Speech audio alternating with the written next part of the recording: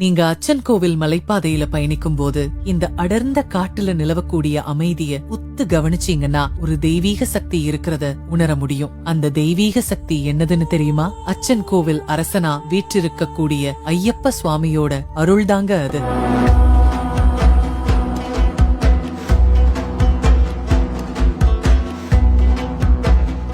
சபரிமலை ஐயப்பன் கோவிலுக்கு அடுத்து பிரசித்தி பெற்ற கோவில் தான் அச்சன் கோவில்ல இருக்கிற ஸ்ரீ தர்மசாஸ்தா கோவில். ஐயப்பனோட படை வீடுகள்ல இந்த கோவிலும் ஒண்ணு. சபரிமலை மாதிரியே இங்கேயும் 18 படிகள் இருக்கு. மத்த ஐயப்பன் கோவில்கள்ல பிரதிஷ்டை பண்ணும்போது வைக்கப்பட்ட சுவாமி சிலைகள் இயற்கை பேரழிவு உள்ளிட்ட காரணங்களால சேதமடைஞ்சு அப்புறமா புது சிலை மாத்தி இருக்கிறாங்க. ஆனா அச்சன் கோவில்ல மட்டும்தான் பிரதிஷ்டை பண்ணும்போது இருந்த சிலை அப்படியே இருக்கு. இந்த கோயிலோட தீர்த்தம் பாம்புக்கடி விஷப்பூச்சி கடிக்கு அருமருந்துன்னு சொல்லப்படுது. அச்சன் கோவில்ல மட்டும்தான் மண்டல மகோற்சவ விழா அப்போ தேரோட்டம் நடத்துறாங்க. மற்ற ஐயப்பன் கோவில்கள்ல தேரோட்டம் நடக்கிறது கிடையாது. அதே மாதிரி அச்சன் கோவில் ஐயப்பன் கோவில்ல அனைத்து வயது பெண்களும் தரிசனம் பண்ண அனுமதிக்கப்படுறாங்க. இப்போ அச்சன் கோவில்ல மண்டல மகோற்சவ திருவிழா வெகு விமர்சையா நடந்துட்டு இருக்கு. வர்ற டிசம்பர் 26ஆம் தேதி வரைக்கும் இந்த விழா நடக்கும். அனைவரும் வருக, ஐயப்பன் அருள் பெருக. அச்சன் கோவில் அரசனே சரணம் ஐயப்பா.